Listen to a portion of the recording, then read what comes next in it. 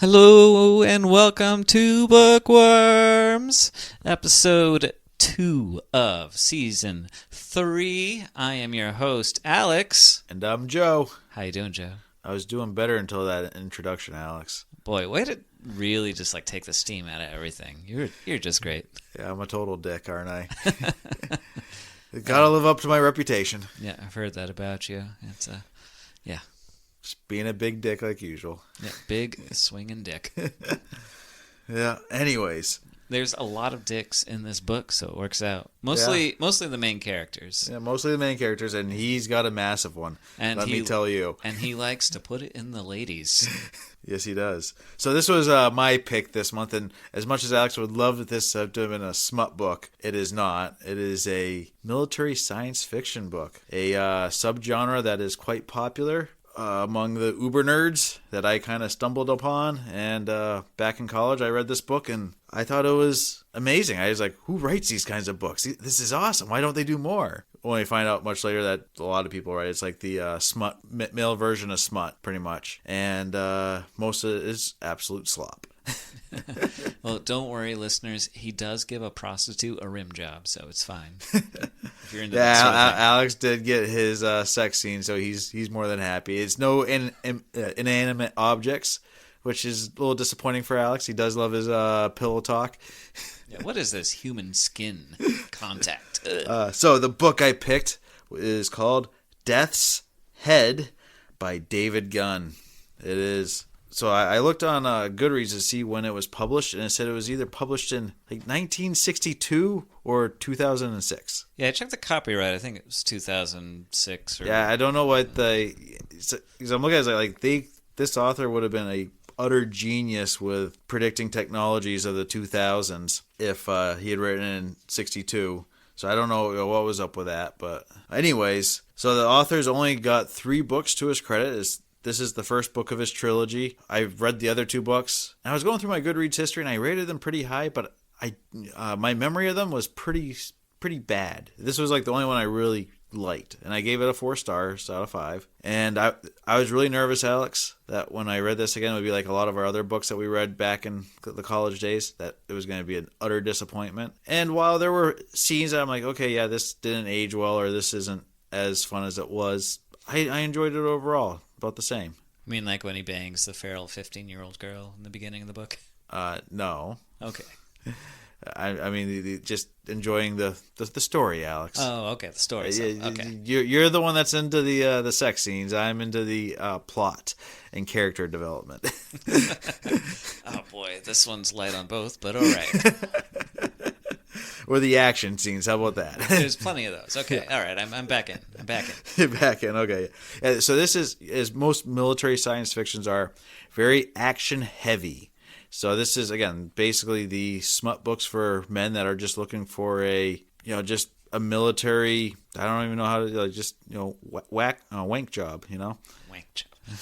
Yeah, I was explaining to Joe before recording that this is basically a Steven Seagal movie in book form, where it's like, there's better action movies out there, but sometimes you just want to sit down and enjoy some cheesy schlock where the protagonist is like always gonna beat the shit out of the antagonist. He's a very big Mary Sue character. Yeah, he's like this untouchable, unstoppable force, and it's like everyone just kind of looks foolish trying to take him on. Yeah, and I kind of compare it to when we did Death on Demand, where obviously different genres, but it's not supposed to be a deep read. It's just supposed to be a fun beach read where you're just like, I'm just looking to shut my brain off and enjoy a weird, goofy ride, which this book does. I mean, it's exactly as you would expect. You shut your brain off and it's like, okay, let's see where we go with this. And like Death on Demand, it had a lot of that suspension of disbelief. Like, is a person who owns a bookstore really going to solve this murder mystery? Whereas, like, yes, they will, Alex. Yes. I mean, who is going to be a better crime solver than a mystery store book owner? They have all the how to commit murder books right there. Yeah. Yeah, I went to the library the other day, actually, and I asked if they had any books on conspiracy theories, and they were like, they're right behind you. Wow. Yeah. Were they actually right behind you? No. Let down. So let's get into the story, Alex, because why not? That's why we're here. Yeah, that's what we do best. So this book starts with Sven, a legionnaire who is on the whipping post for doing something stupid and disobeying orders of some sort. And we're getting him, basically getting enough whippings that should kill a normal man. But Sven isn't quite normal. He's only 98% human and 2% something else. But we don't know that right away. But that we do get the beginning of that set up here.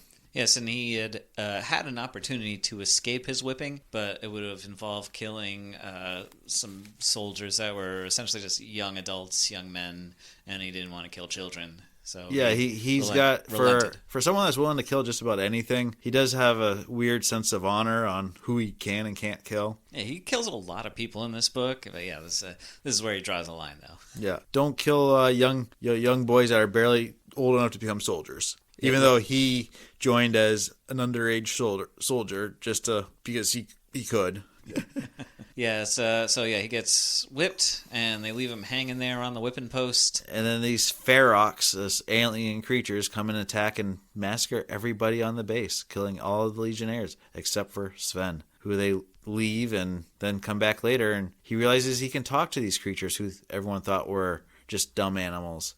But they talk through telepathy, and he can only talk to them when he's in a lot of pain. So he finds ways to hurt himself so he can have a conversation with the second in command of this tribe. And it's very Noble Savage-esque in the way these aliens are portrayed, but brutally savage in a way. Yeah, there's a lot of brutality, and just this whole scene is just to kind of set the story up for nobody is safe in this story, because he builds up a cast of characters and then wipes them all out, basically. Yeah, exactly. As they cut Sven down and bring him back to their caves. And where he meets this feral young girl, as Alex pointed out, who is, the age is not named, but he thinks, because she's not able to speak, but he thinks she's basically a teenager, and they eventually, as the only two humans for months on end that see each other, they eventually form a relationship. And then she's promptly eaten by the Ferox when they run out of food. Yep, so brutality of that. And his reaction, they don't like it, so they start treating him like he's a pariah in the society, and he knows that his days there are numbered if he stays. Oh, no, we did kind of skip the very beginning scene, which is the setup of the whole novel of Octo V, or Octo 5, who is the basically godlike overlord of Sven's nation, who is saying, hey, to this general of the Death's Head, it almost has a very Nazi-esque feel to it, with their top soldiers there. I can't think of the name right now. I'm totally lapsing. The SS? Yeah, but there's more specific name, like the elite of the elite. They had anyways. Yeah, but he's talking to General Jax. Yeah, so basically Octo V is like Hitler, and Jax would be like Joseph Goebbels. Yeah, and he's saying, go get me this guy and put him through some tests. If he fails, you failed, and you will die. Then we go to Sven on the whipping post. So we immediately assume, hey, Sven is this special guy. But we get a lot of Sven's backstory here early on, and other than being able to heal really fast, you don't really get a sense that why this Octo V would have any idea who this person was, let alone that he's special, because he's just another legionnaire with a bad background of barely surviving. And he does have had a good lieutenant that had kind of schooled him, and we keep getting flashbacks to that, how to be a good soldier, and it's actually good advice if you want to be a soldier, a good soldier. So just basically soldiering things like how to always clean your weapon, always be clean shaven, always follow orders with as much hatred as possible, and of your commanders, and being able to talk back without being totally insubordinate. That kind of stuff. Yeah, all the important stuff. Yeah, but also how to kill Ferox. So as Sven is trying to deal with his girlfriend being eaten, the Ferox just say all of a sudden, hey, we need to strengthen our defenses of our cave system because we're about to get attacked. And Sven's like, by who? And how do you know they're coming? And because as far as he knows, they have no technology, and he can So he can barely talk to him. It's basically sending mental pictures back and forth to each other, but because they're so different, a lot is lost in interpretation. But they go back to his base and they basically dismantle a bunch of the buildings and reinforce their cave. And where these elite soldiers then just come through the roof and kill everything anyways. Yeah, there's a whole thing. I think it's just kind of show like Sven's like military stratagem and stuff like that, his acumen, and then the soldiers come in, they wipe out the Ferox. Like everyone that we've previously met has now been killed except for Sven, and we meet a whole new cast of characters. We meet a whole new cast of characters. We meet a major that hates him, a colonel that hates him, and a sergeant that doesn't really hate him, but doesn't seem to really care if Sven lives or dies. And then Sven meets Jax. Yeah, we meet General Jax, and they basically, he doesn't really know he's on trial, but like he gives this thing. They find out he can talk to Ferox, which nobody believes because supposedly these are just dumb creatures. And then they label him a deserter and sentence him to life on a prison colony. Yeah, or they sentence him to execution, but then they change their mind and put him on a prison colony. And basically just you realize pretty quickly that all this is kind of pre-planned and they're just trying to keep Sven on his toes, not let him know what's going on, and trying to see if they can break him. But because Sven is just so amazing, he's always just one step ahead of them in survivability. Yeah, he's like armed with a knife and a laser gun essentially, and he has that on his body like at all times. And so they put him on an ice planet called Paradise, and he meets a whole new cast of characters. Most notably Debro. Yeah, a political refugee who tried to start a revolution and lost. Yeah, she lives there with her like ex-husband, and there's like a tunnel ice of like, it looks like almost like a worm tunnel or something like that, and there's a bunch of encampments. And which we find out that they're actually worm tunnels. Yeah, and like resources are scarce because it's an ice planet. There's not a lot of food to go around, so they're constantly at war. There's a lot of push and pull between the encampments, and Sven just goes basically Sherman's March to the Sea. He just he obliterates everybody. He's basically turns this little group of 15 people into this mega army of prisoners who just take out the bigger gangs, and they within a month basically own the whole section of that prison planet. And when he goes on to the next gang to say, hey, we're going to knock you out unless if you bow down to us, he meets the major, who's just like, well, I guess you passed the test, and you owe me money because I lost a bet to the colonel about how fast you'd do this. Yeah, it's like we thought it'd take you 3 months. Took it 2 weeks. And then we abandon that set of characters, but not before Sven promises to Debro that he's going to protect her daughter if he ever runs into her. And we're like, why would that ever happen on this universe of millions of planets that you could wind up on, and you're going to who knows where, only to find out that the next planet he goes to, he's assigned to assassinate her. Yeah, he's got the plot armor going on. 1 second to silence my phone. Good idea, because that's going to be really annoying, Alex. Let's do it. So he goes back to his gang and tries to set them up so that they'll survive the best they can, because they're all going to be stuck on that planet for the rest of their lives. And he kind of turned these people into almost family-like. Between the Debro and her ex-husband, who's basically only an ex-husband because she thought that it would give him leniency, and this other guy who's basically a sociopathic killer, but at least he'll be an honorable sociopathic killer and keep Debro and her ex-husband safe as long as he's in charge and he's got all the luxury he could ever imagine. But anyway, so Sven goes off planet, goes to another planet where he's told he's going to assassinate Debro's cousin and her daughter. Yes, her daughter is getting married to a powerful political person. Her uncle. Yeah, her uncle. And and she's also only like 15. Yeah, and he's much older. So yeah, he's like basically old enough to be Debro's father, it almost sounded like. Yeah, so if that's not a comment on some political ickiness, then especially these days. Yeah, exactly. This book was ahead of its time, Alex. Indeed. Yeah, see, this guy in 2007 or 8 knew exactly what was in store. He must have been an early adopter of Pizzagate. A little callback to that. Yeah. Jesus. Yeah, what was going on in 2008? I don't even know. We were in the middle of a recession, I believe. Yeah, the housing market collapsed. I don't know, but Yeah. it's fine. It's fine. Well, yeah. So he, at this point, starts banging prostitutes. And basically, because that's how you train. Yeah. He goes to this planet. He gets a what was it called? A six or some sort of weird worm that he had to swallow, and it was going to take root in the middle of his throat, where then he could talk to things telepathically more easily. Yes, this is easily the most disgusting part of the book. The swallowing of the kip. A kip, yeah. Which, picture a slug that you can like hold in your hand like a croissant. And you had to swallow it whole, as Alex is used to. Yeah. And then read 20 pages of somebody pissing and shitting and vomiting nonstop. As his body tries to reject it. Yeah.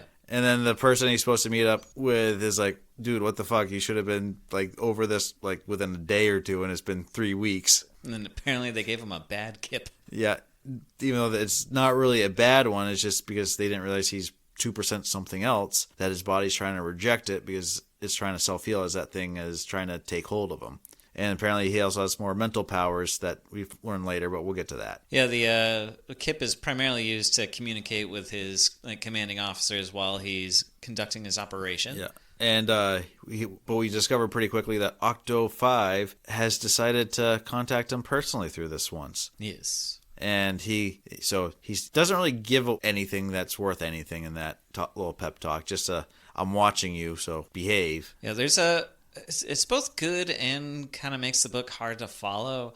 A lot of it's very militaristic in that they don't always tell you what you're fighting for. So yeah, they tell him like, go kill this guy, but it's like, why? And like there's mystery there, but also he's like blindly following orders because he's a good little soldier. And so it's sort of like, yeah, there's a lot of action, a lot of murder, but there's also, it's hard to follow like what is his motivation? Why is he doing this? Yada yada. So, and like especially in the second half of the book, when we get into the story proper, it's like makes it really difficult to figure out what's going on in the book.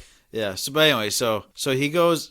He finally gets the kip settled. He talks to his handler, who's like, I've never heard of a bad kip, but okay. It sounds like, looking around the room, it's just utterly disgusting. It's like, okay, well, I guess it's obviously something going on. Well, we got to go kill this girl and her soon-to-be husband. And pretty quickly, Sven realizes this is the girl he swore to protect for her mother just weeks before, and he's like, shit, I got to figure out what to do here. So he puts it off, but we get to the point where he had a date that he was supposed to do the killing because it was like a World War I style kickoff assassination type thing where you're going to kill the Archibald in the car as he drives by. And Archibald. The family of Archduke Ferdinand is going to be so upset. Too soon.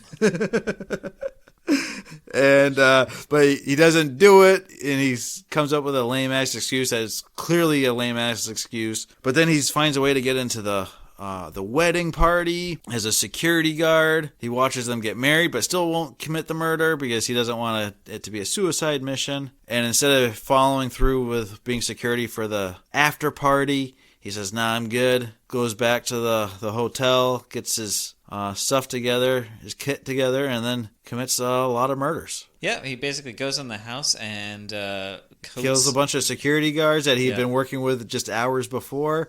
Finds the governor, assassinates him. Looks like he kills the girl, but he all of a sudden grabs her, runs away with her, finds the girl's bodyguard / double, kills her. And this is one of the major plot holes because he picks up the woman's gun, who then programs itself to be his gun, and we learn that this is an illegal tech, just like the Kip, where it is an AI smart gun with attitude.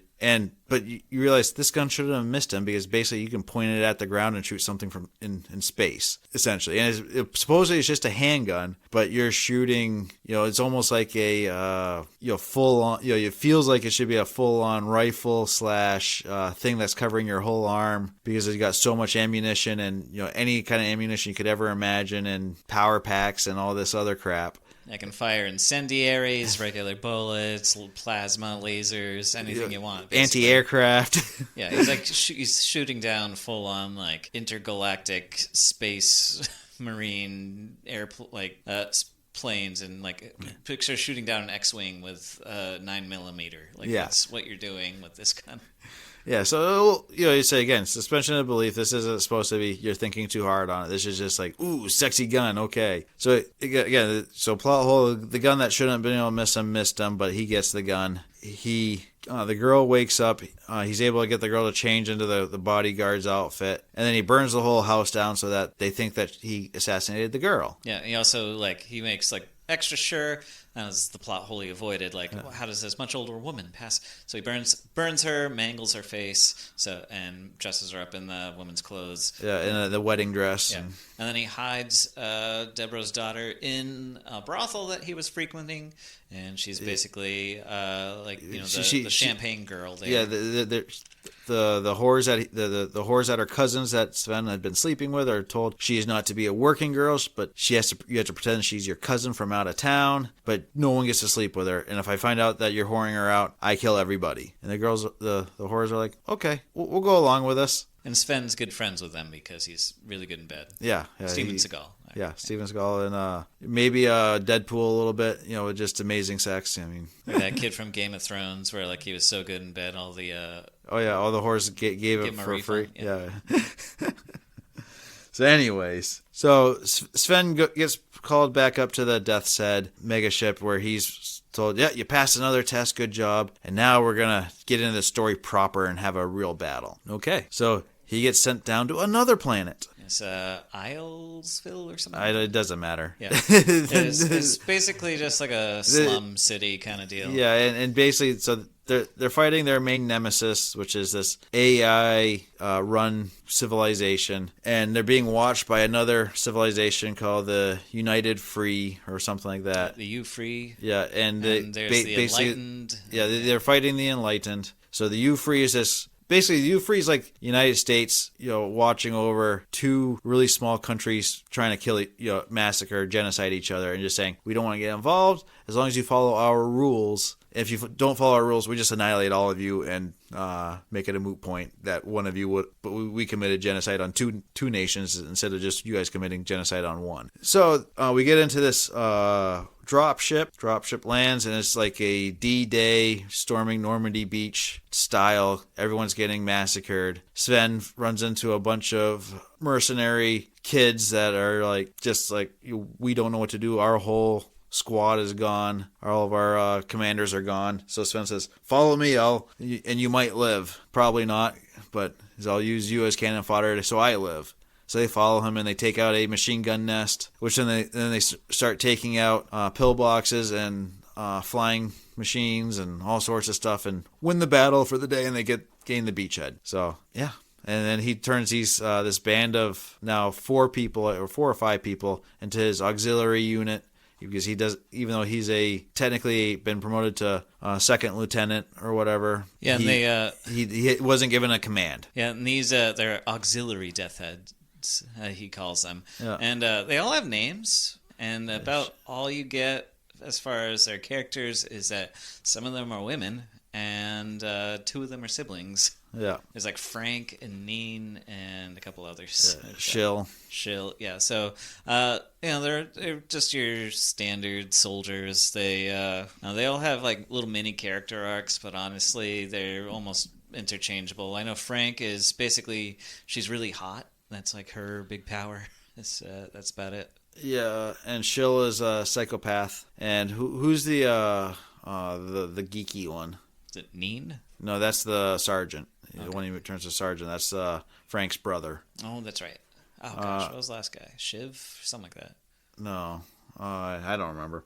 Not important. So, and this is where Alex says the story starts to fall apart, because it's you kind of lose any sort of story. Yeah, the world building gets really shaky here. Yeah, because basically they take the city eventually. Sven basically wins the battle for the whole army by killing what they call them.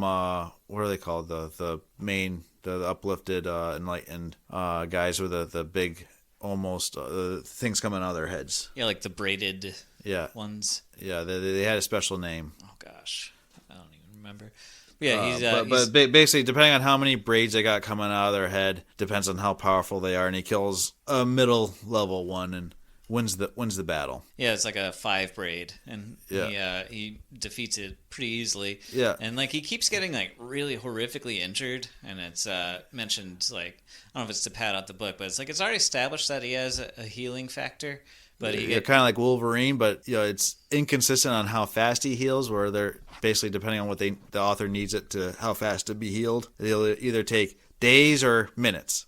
He's essentially got this special plot armor that keeps him safe, and he's also I forgot to mention he has a fake arm too. Oh yeah, he has the fake arm, which doesn't really come into play all that often. Other than to kind of make him stand out, which you think it would have made him, especially because they spent a whole chapter of the book on building him a brand new arm, and it just doesn't do anything. Yeah, it's kind of like that with the Kip too. Like the Kip just kind of fades away. Yeah. Well, one thing I thought with the arm was he gets this fancy arm. He's going to that prison planet. I'm like, why would they let him keep a fake arm? Isn't that like prison 101? You take basically anything that can be used as helpful for you away. Well, it was less of a prison and more of like a prison colony. But again, you think the guards, when he's being taken prisoner, would have been like, yeah, that arm's coming off. Yeah, maybe. They'd be like, we're reacquisitioning this. Yeah, as part of especially since because it was a custom made arm by the Death's Head, because his old one was a piece of junk, and so that this thing would have been extremely valuable. And basically, we're going through the whole thing where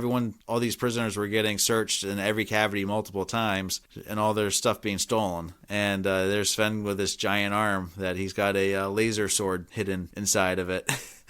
Even though it's making it sound like I swallowed it and pooped it out, and then swallowed it again and pooped it out again. And yeah, this book has no shame. It's great. But yeah, it's also really hard. Like this is the 4th major setting shift, and also like shift in cast of characters. Which again, in military science fiction is fairly common. That I haven't read a lot, but all the ones I have read, they do shift settings and characters quite a bit. Yeah, I know Starship Troopers did that too, because I read that one, and it does make it difficult to follow. And if you're watching the Starship Troopers movie, it's very different as well. But yeah, it can be hard to follow, and it definitely got me a couple times. I'm like, what is this place they're on? Who are they fighting? Why are they fighting?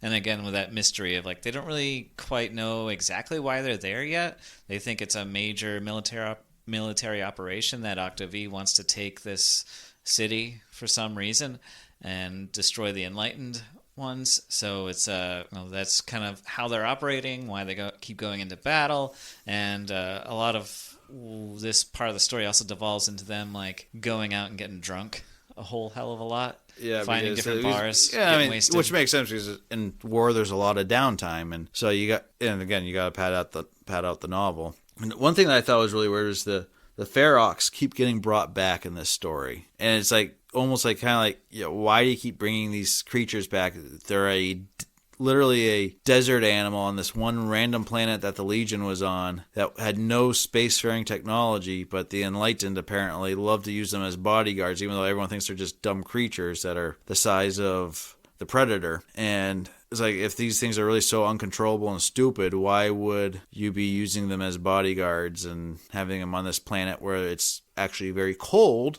Not ice planet cold, but they're basically, we're led to believe they're battling in like November, December type conditions, and these Ferox are just suffering because they're desert creatures. So it's like, yeah, just one of those things like no need to bring these things back repeatedly because they don't really serve to do anything other than just be, oh yeah, I brought these creatures in for a reason, just don't know what that reason is.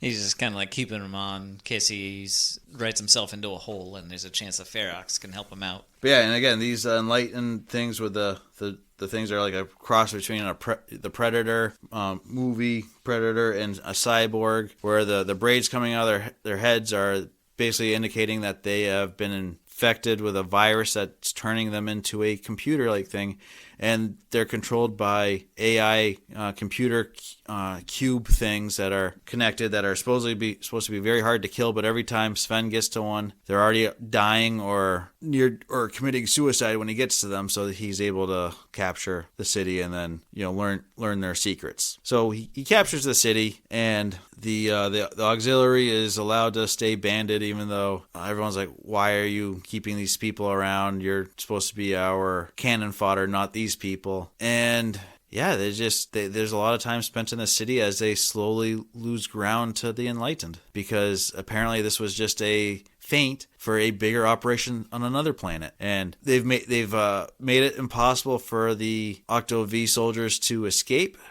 by putting mines in the atmosphere, so that if anyone, this is Octo-V's own people, General Jack's mind. So their people can't get in. The Enlightened didn't do it. The Enlightened would say, "Yeah, just leave, and we'll let you go." But they can't get away. We have a big giant battle for the city where Sven offers 100 tickets off planet to the mercenaries, and they, whoever survives goes outside the walls of the city and fights, gets to leave first 100 or whatever, and they defend the city with honor. And then they fly, and the ship is destroyed. Yeah, to like 500 mercenaries, I think 88 survive, and something like that. Doesn't matter, because they all die anyways. And then Sven goes on a month-long bender, because he's like, "This is bullshit." He starts questioning everything, but this is written pretty bad, where he's not like questioning. It's just like, "I'm gonna go on a bender because I'm angry." Yeah, and he's like, it covers a 3-week span where he's just sitting there getting wasted. Yeah. But he can sober up real quick because he's 2% something else. Yeah, and he heals super fast, and therefore it's very hard to stay drunk. So he has to drink a massive amount of alcohol constantly. Yeah, so he's also Captain America. Yeah. So we start losing the plot. The book's starting to drag at this point. It's like a 450-page book or something like that. It's a little bit longer. Yeah, it's 350, I think. Is it only 350? Yeah. But even still, it's like, again, this is like the fourth major change, and we're like starting halfway through the book, so you kind of start losing your this whole new cast of characters with a brand new setting. You're like, why should I care? Yeah. And Sven's not the most relatable protagonist you could have as a main character / narrator, because he's Steven Seagal. He's gonna show up, kick people's asses. Like, it's all just kind of like guy porn, like where we want that guy who's gonna get all the women and kill all the dudes, and that's basically what he is. Yeah, and eventually they're getting to the point where it's like a Stalingrad type situation where they've taken the city, but they're losing the city, and it's getting to street battles. The major commits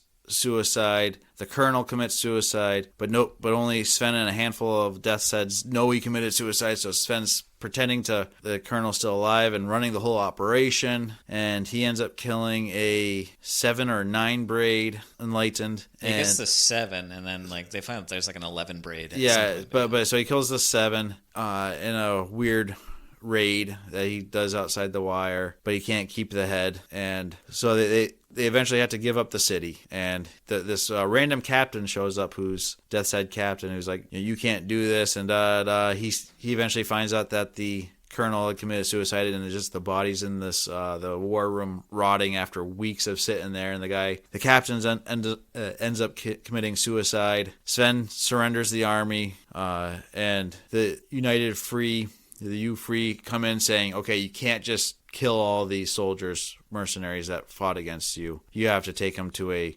POW camp." So the Enlightened do a death march to this random ocean on planet, and it goes on forever and a day. And then they get to these ships, and there's like 7 ships, but Sven immediately realizes only one's actually seaworthy, and they're kind of told that they're going to go to an arena where they're going to do death matches, like gladiator style, until they're all dead. Yeah, well, they don't quite make it, though. They don't quite make it. They do destroy the other 6 ships, but Sven says, "You know what? A bunch of my auxiliary have snuck on weapons." They gain a new auxiliary member who's a sniper, female, and he's like, "Hey, let's take out this ship." So they take out the ship, kill an 11 braid. They get the geeky one that turns out is actually growing his own braids. Also, the fight with the 11 braid lasts all of like half a page. Yeah. How disappointing. Yeah, it does not much. But then they sent out a transmission saying, "Hey, this whole thing, the Enlightened committed a war crime. We demand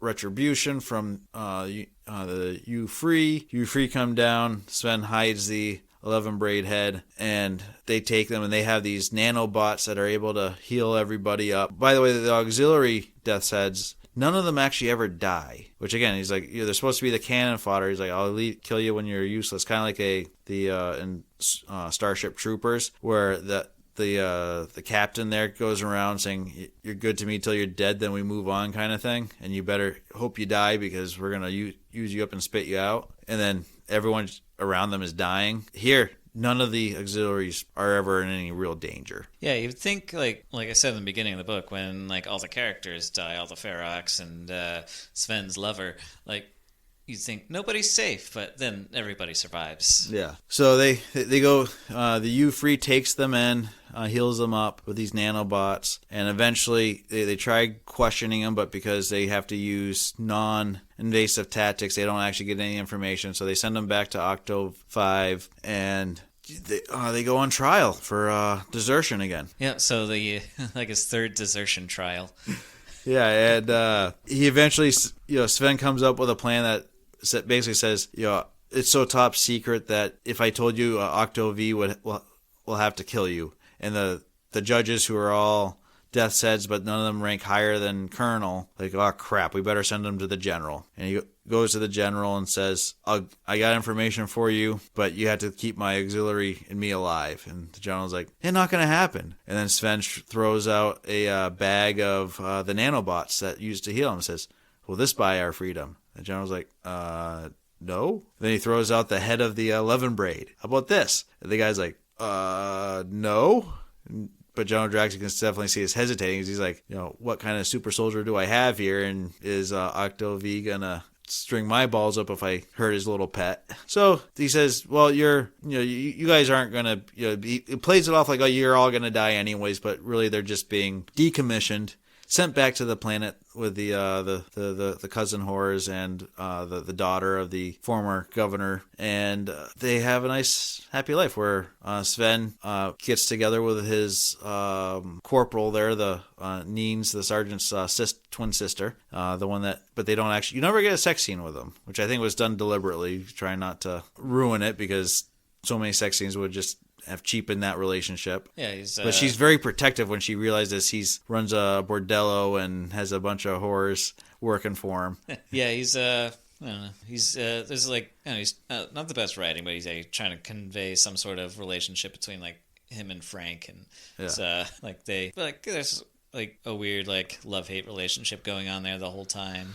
Do you ever watch Enemy at the Gate, the sniper World War II Stalingrad? No, I always wanted to. Okay, so there's a scene in there where the Russian sniper, which is based on a real story, but the movie version is definitely not reality. But there is a scene in there where the sniper has a relationship with a woman sniper, and they have a sex scene, kind of rushed and in the open, and because they're all starving to death in the cold winter. And that, if he had been able to write something, if this author was talented enough to write something like that, it would have worked great. But I think it was good he didn't, because he did not have that talent. I mean, he said the real life story of these snipers is not pretty, because basically they all die, even as because as Russia likes to do, is even our heroes are traitors, and eventually we'll just throw them into the gulag, which they kind of do.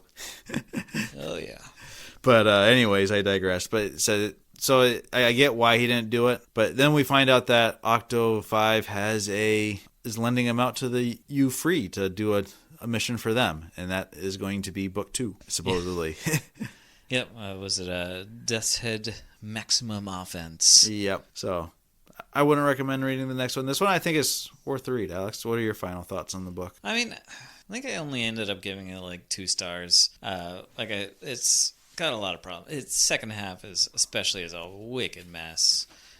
I don't know. It could have been a lot tighter in its writing, and it's I don't know. Like, you can turn your brain off and enjoy a lot of things, but if it's 100%, and that's not 100%, but if it's really mindless, then it's still not necessarily enjoyable. And a lot of the second half kind of felt mindless, bogged down with overly complicated, underexplained plot, and just a lot of filler with like, we're gonna go get hammered, or we're gonna go fuck bitches. Like, it's I do think the unexplained stuff is fairly realistic, though, because if you think about it, he is a low-level soldier. He's not necessarily going to know a lot of stuff, even though he is quote-unquote special. He's just, they say, go take that pillbox, go on this mission, go do this, and come up with this strategy, even though you have no idea what the actual real end game is supposed to be. And he's just reacting to what's right in front of him. I mean, I guess that feels realistic in that, especially if you take the World War I, World War II mindset of, doesn't matter what my commander says, if they order me to go over the edge of this trench, even though I know I'm going to die, that's what I've been ordered to do. That's what I'm going to go do, because to do anything else is unhonorable. And you do get moments where Sven is told, your overlord is just another AI robot, and so you're fighting a bunch of AI robots for another AI robot. So why are you even bothering? And he says, I don't care what he is. You're insulting my exalted leader, so therefore you must die. So I do, again, I get that sense of World War I, World War II style obedience, where you don't question orders, you don't go against your leaders, no matter, even if you know that what they're saying is wrong. And if you can find a way to manipulate their orders in a way that's beneficial so you do survive, that's okay, as long as you kept the letter to the letter of their order in some degree. Yeah, and like, I get that. I think if it was in more capable hands, like, yeah, you can keep that mystery. But yeah, like you said, this book is, I don't know, it's so focused on the action and the sex. It's like really hard to draw out the story. And like, there was a good mystery in there of like, what are they here for? And like, if it was better written, it could have like peeled back the layers better.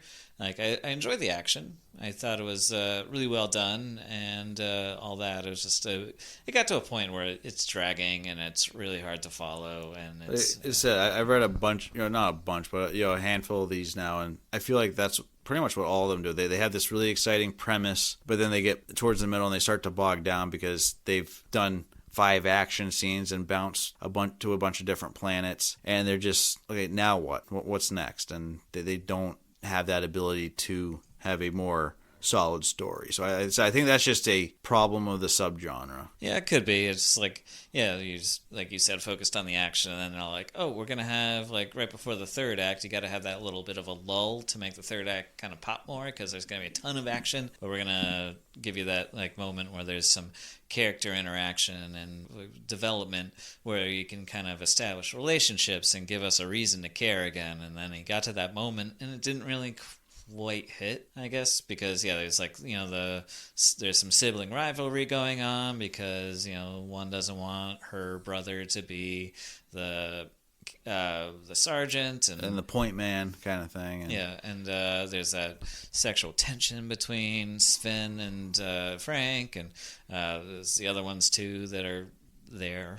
Yeah. But there's I don't know, the characters come hard and heavy, and there's just not enough there to make you really want to care about them. Yeah, I think for a beach style read, it's perfectly good. I don't think it's going to wow anybody by any stretch of the imagination, but it's not gonna get to the point where people are like, yeah, this is just terrible. Yeah, I think if you're a fan of the genre, it's gonna be basically, yeah, if you're a fan of the genre and most likely a young male, you're gonna eat this up. Yeah, and like, there were parts where I was like, oh, this is actually really good. But so Alex, who had the better first pick of the season? So it seems like we're starting off weak.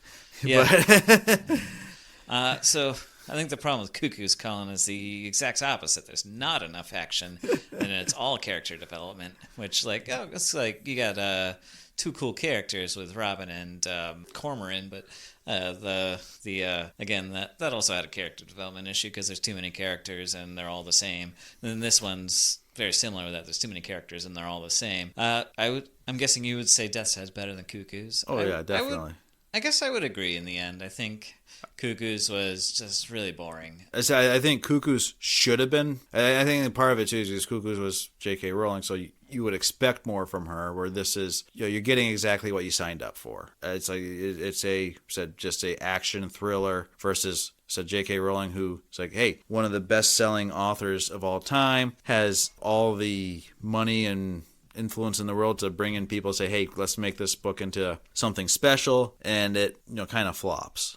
Where I said this is obviously a guy that's just like somehow manages. This is probably, if he was to put it out now, self-published book. This is not a novel that would normally catch one of the big publishers' eyes. Somehow he got lucky, won the lottery in that aspect back in the mid-aughts. But said clearly, they didn't put a lot of time and money into it, and it shows. Yeah, it's just like there's it's 2000 or mid 2000. There's a high profile war going on in the U.S. and like military style books are selling really well. Like you see from that era a ton of like even nonfiction talking about the war in Iraq and things like that. So I think military sci-fi fits well with that, and I think it was a timely book.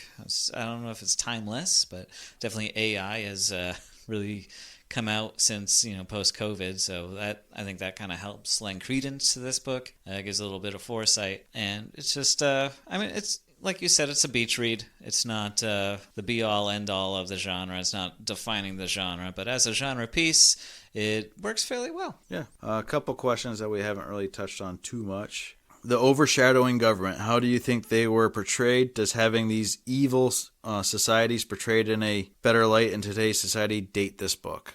It's very it's very like Bush administration era, where they're very secretive, and like you didn't have that what do you call it, transparency, because I think that kind of fits well with the writing. As like I was complaining about, like not really knowing what's going on, but like usually, and you said usually in war you don't know what's going on, so it. Like there's stuff like that works pretty well. The shadow government is, I think that's just a decent critique of politicians in general, and you're gonna see that throughout this book. And it's like that's always a fun little thing. And like sci-fi is a good way to like parody it on a much greater scale, because it's like, and so one nation is a like multi-planet, whole galaxy levels of deceit. So that's pretty fun. Yeah, one thing I kept questioning myself what I'm reading is like they're doing this big battle over a city on one planet. I'm like, I think a lot of times a lot of sci-fi books struggle with this. Is like, because you think of our planet, you got 150 countries fairly well evenly distributed.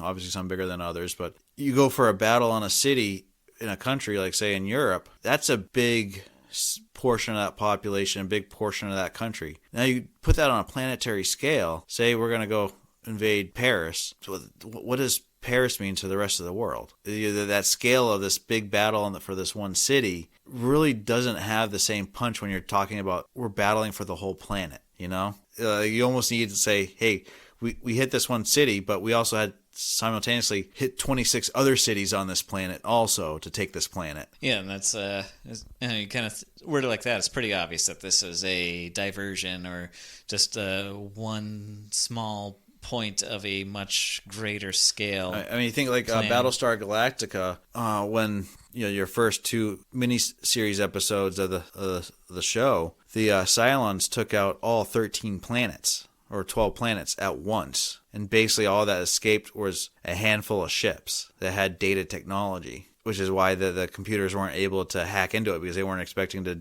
deal with basically analog. And but I said, to wipe out the human race of tens of billions of people, it was like, okay, we had to hit completely nuke 12 planets and a bunch of moon colonies and whatnot, all simultaneously. And here we are in this battle, galaxy-sized nation states that are we're battling over one city on one planet that means nothing. So just kind of says a lot. I think a lot of sci-fi struggles with that scale in general, but that kind of separates the good from the bad. I think in a lot of sci-fi, where the good ones can take that scale into consideration, kind of like Dune does a really good job of that. say, yeah, we're battling over this one planet, but it's the only planet with this one life extension, magical, abilities drug. The spies. Yeah, and it basically all of human society revolves around it. So that's why we can narrow it down to one planet. Or say like Star Trek, where they're like, we're just explorers, and then we're just a very small cosm in this whole universe. And so we discover, we're at the leading edge because we got the flagship, but there's all this other stuff. You realize you don't know what's going on behind us because we're just not focused on it. But every once in a while it bleeds through, and you're like, oh yeah, there's a much bigger universe out there, where we're here, it's just like, we're just gonna focus on this tiny little thing and not question anything. Yeah, it's trying to take this massive scale thing and just make it seem a lot more manageable. I think maybe David Gunn had to do that out of necessity for his writing abilities. Yeah, no knock against him, that's very difficult to do, and like he was able to write a full story. Oh, again, another changing mediums again. Going to Firefly, that Joss Whedon was able to do that very well, saying, hey, here's this bigger world. We're going to narrow focus down on this one little Firefly of a ship. Yeah, that way you can kind of control the world building aspects of things, and like each planet has its own quirks and stuff, and you can just kind of peel it back like mini layer by mini layer. Next question, though. How does Sven's engineered nature affect his sense of morality, loyalty, and personal agency?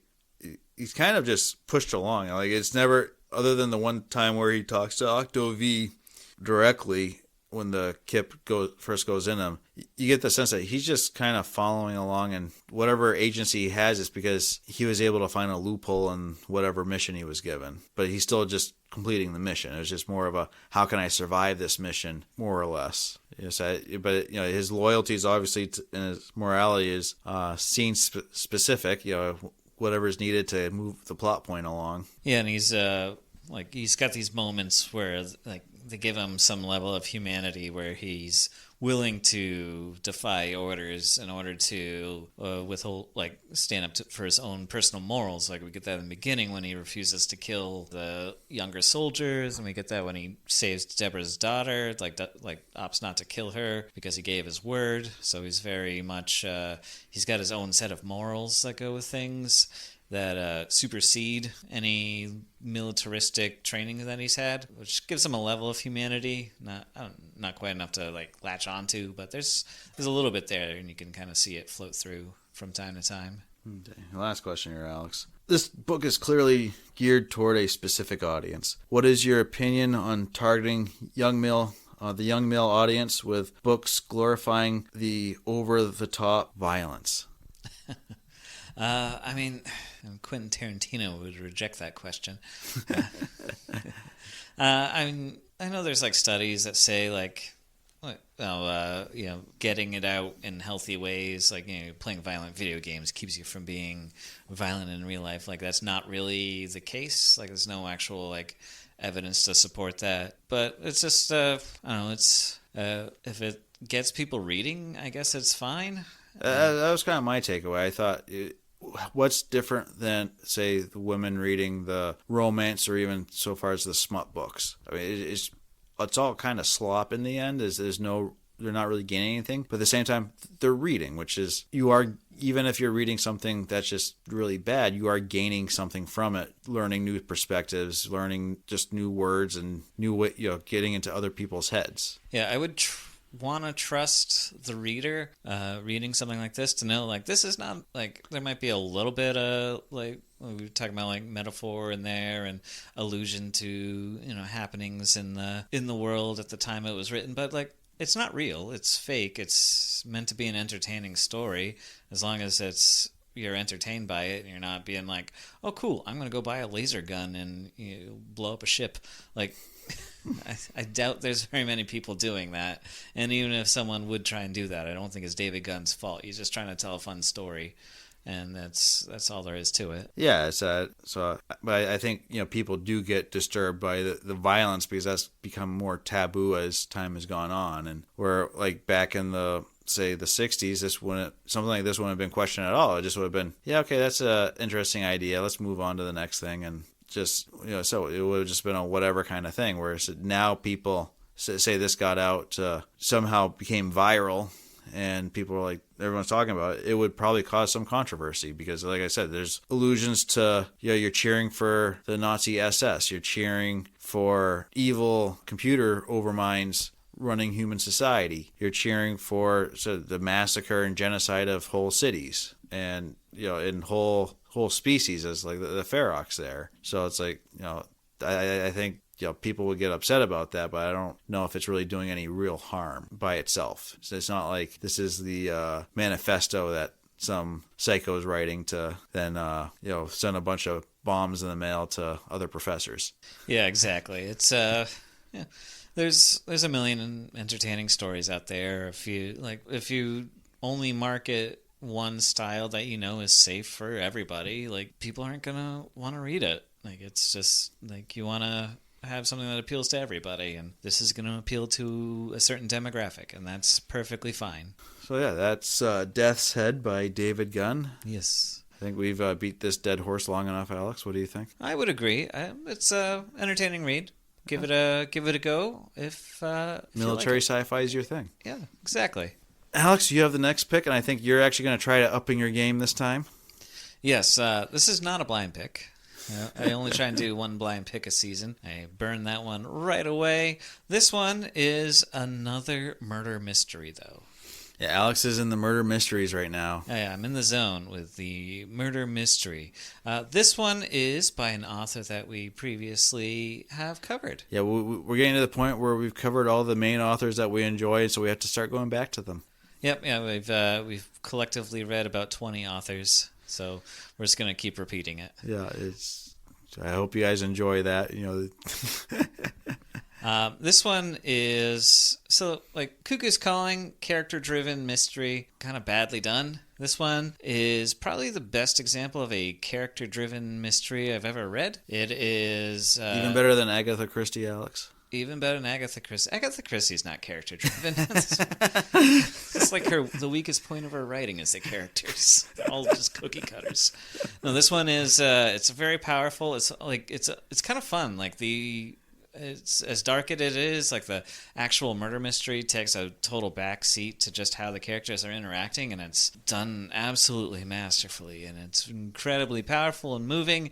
This book is Mystic River by Denis Lehane. Yeah, so get ready for quite the fun ride. I think both Alex and I have started the books early on, and here Alex obviously read it once. I have not read it yet, but it's definitely starting off a lot more exciting than his last pick. Let's put it that way. Yeah, this one it's going to have some really heavy topics, just so you guys know.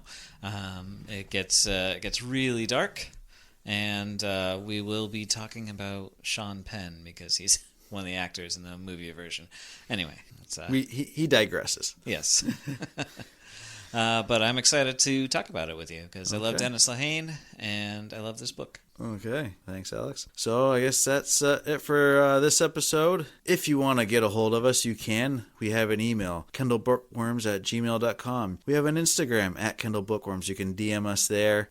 Please make sure you subscribe and like everything so you never miss an episode. We put an episode out every 5th and 20th of the month. 5th is our books that we've picked, and we'll let you know ahead of time what we're going to be reading so you can hopefully read along. On the 20th, we do a bonus episode where you just get to enjoy the ride, and we try to change up the format a little bit, keep it fresh, keep you guys guessing, and where we get a lot of our guest speakers going.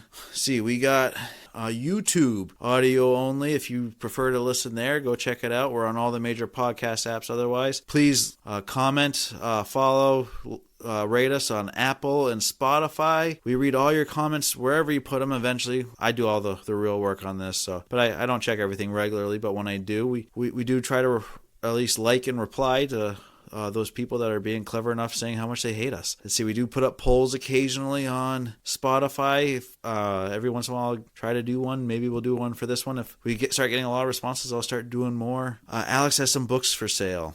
Yep, Paul Plimpton and The Destroyer. And those are going to be in the link in the description for Amazon. I have a Medium and Substack where I write book reviews on books that we don't cover in the podcast. So check it out. If any of the books get 100 reads on Medium, everything's free here, folks. We don't charge anything for this stuff. But if we get 100 reads on Medium, Alex will have to read that book, and we'll do it as a bonus episode. We have one book that's getting close. It's slowed down quite a bit, but it's right around, Alex, 60 reads so far. It's the Between Two Fires, so maybe Alex will have to read that one this season. Yep. Alex has also started a Medium. Yep, same thing goes. If you read the same one of my articles 100 times, Joe will have to read that book. Unless it's all smut books. So. Unless it's one of the stuffed books, because he's already read those. Well, he hasn't read stuffed shorts. But we cover that pretty hard, so I think we're good, Alex. Make him read stuffed shorts, guys. We can do this.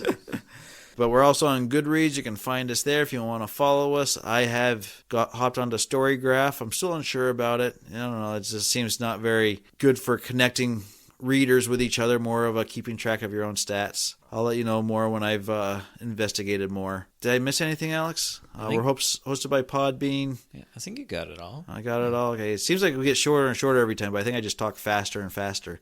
You're going to be like full auctioneer by season 5? Pretty much. Let's get out of here, Alex. Alrighty. Well, that was Death's Head. Tune in next time for Mystic River. Until then, I'm Alex. And I'm Joe. And this has been Bookworms. Out.